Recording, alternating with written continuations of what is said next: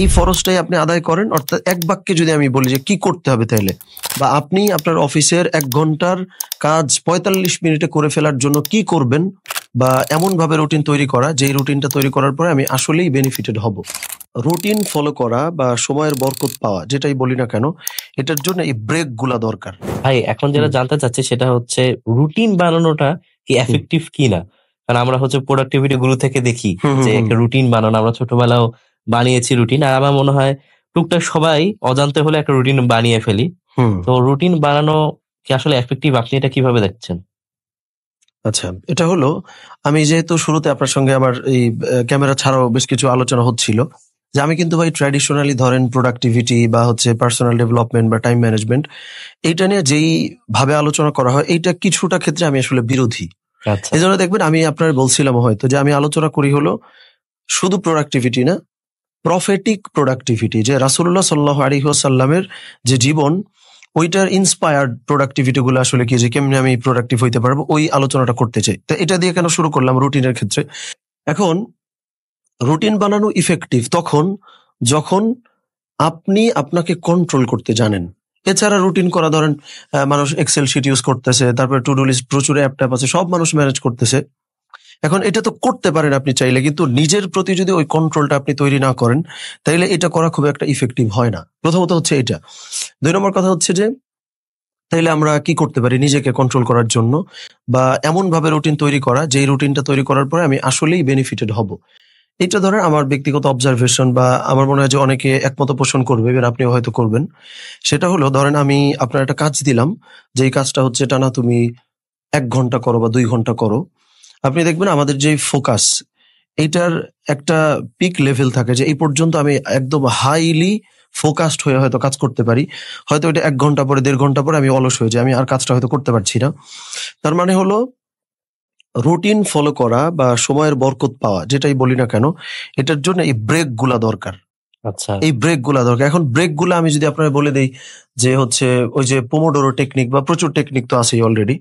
এখন এটা তো আপনি নাও মানতে পারেন, কারণ হচ্ছে যে এইটা তো আমার বানানো কথা না, বা হচ্ছে এইটা আমার আপনার মতোই একজন মানুষ আমারে বলছে যে পোমোডোরো টেকনিক ফলো করলে তুমি হচ্ছে খুব প্রোডাক্টিভ হইতে পারবে। এখন এটা ফলো না করলে সমস্যা কি? তাহলে আপনি ফলো করলেন না। এই কারণে আমি বলতেছি যে আমি তাহলে কি করতে চাই বা কি করতে বলি। আপনার পোমোডোরো টেকনিক ফেকনিক কিছুই আমি বলি না। আমার কথা হচ্ছে যে কোনো নামাজ আপনি কাজা করবেন না। আপনি কোনো নামাজ কাজা করবেন না, তাইলে কি হবে? আপনি ধরেন ফজর নামাজ পড়লেন, একদম মসজিদে যায়া টাইম মতো আপনি ফজর নামাজটা আদায় করছেন।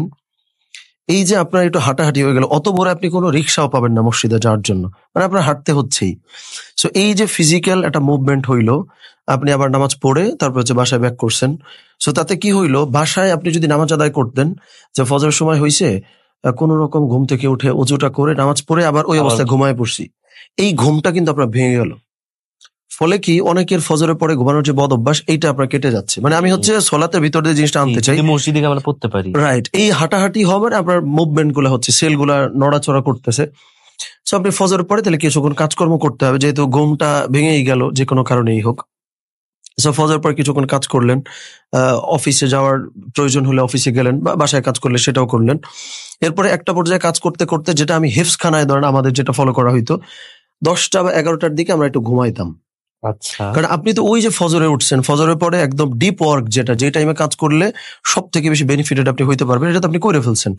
যার ফলে আপনি 10টা 11টা বা 12টার দিকে 1 ঘন্টা ঘুমাইতে পারেন, সমস্যা নেই। ফলে ওই টাইমে আপনি যখন, কেউ কিন্তু ওই টাইমে ঘুমাবে না, বা ঘুমানোর সুযোগ অনেকের ক্ষেত্রে থাকে না।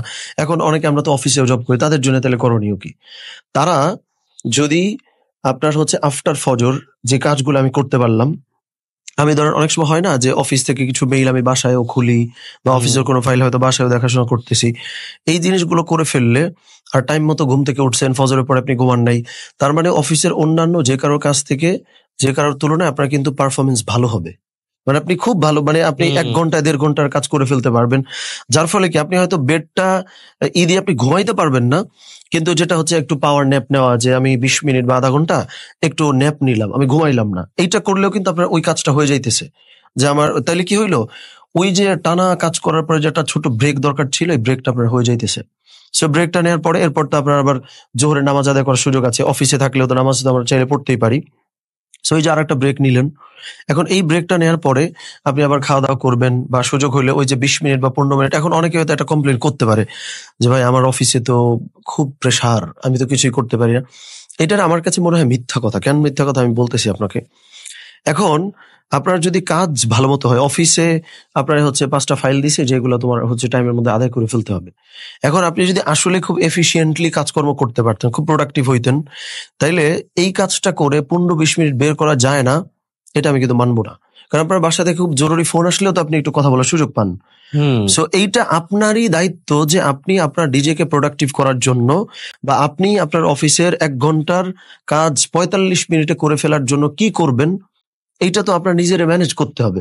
সো আপনি 15-20 মিনিট আপনি একটু ন্যাপ নিলেন, যেটা ইসলামে হচ্ছে কাইলুলা বলা হয়। জোহরের পরেও একটু ন্যাপ নেওয়ার যে সুযোগ আছে। আর বাংলাদেশে কিন্তু যদি দেখি অফিস গুলায় আলহামদুলিল্লাহ জোহরের নামাজ, আসরের নামাজ অফিস থেকে বাধা দেয় না, অনেক জায়গায় আমরা দেখতে পারি। বা অফিসেও অনেকে জামাত পড়ে, যারা পড়ে না অনেকটা দেখা যায় নিজের জন্য কথা করি পড়ে না, যে সে হয়তো অলসতা বা নিজেই যে শয়তান ওয়াসওয়াসা অনেক কাজ আছে, আগে এইগুলা শেষ করে নিই তারপর সেখানে যাব, এটার জন্য অনেকে মিস করে। ওই যে আমি বললাম যে আমরা কিন্তু এক্সকিউজ দিতে সবসময় প্রস্তুত যে অফিসে এটা হচ্ছে করতে দিচ্ছে না, কিন্তু আপনার অফিসে তো 1 ঘন্টা হোক বা আধা ঘন্টা হোক 45 মিনিট আপনারা তো লাঞ্চ ব্রেক দেয়।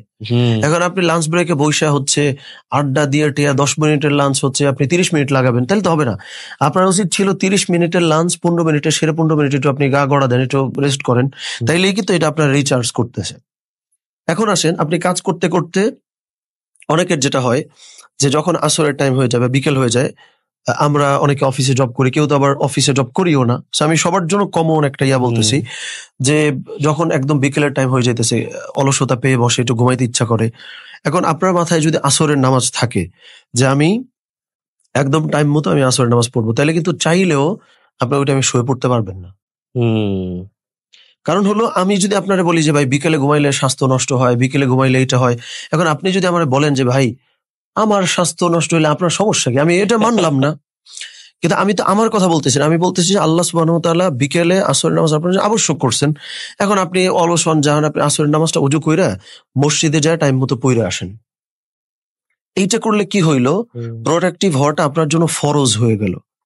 আমি যদি ওয়েস্টার্ন ফিলসফি নিয়ে যারা কাজকর্ম করছে তারা অনেক কথা বলে, হ্যাঁ অবশ্যই সেগুলো ইফেক্টিভ, কিন্তু কথা হলো আমার মতো মানুষ আমার একটা কথা মানতে বলছে, এটা তো আমি নাও মানতে পারি। এই কারণে আমার মনে হয় যে সলাৎ সেন্ট্রিক এই ব্রেক গুলা যদি হয়, তাহলে আপনার যখন একটু ঝিমুনি আসবে, ঘুম আসবে, চাইলে আপনি পারবেন না, কারণ আপনার এখন জোহরের নামাজ, একটু পরে হচ্ছে আসরের নামাজ।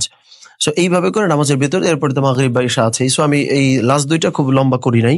সো মূল কথা হলো, একদম ফজর থেকে যদি আমি আপনাকে বলি যে আপনি একদম হেঁটে হেঁটে মসজিদে যাবেন, আবার হচ্ছে হেঁটে মসজিদ থেকে আসবেন, এইভাবে করে সলাৎ আপনার জন্য ফরজ। এই ফরজটাই আপনি আদায় করেন। অর্থাৎ এক বাক্যে যদি আমি বলি যে কি করতে হবে, তাইলে সেটা হচ্ছে কোন নামাজ আপনি কাজা করতে পারবেন না, দ্যাটস ইট। এইটা করলে আমার মনে হয় যে খুব ইজিলি প্রোডাক্টিভ হওয়া সম্ভব।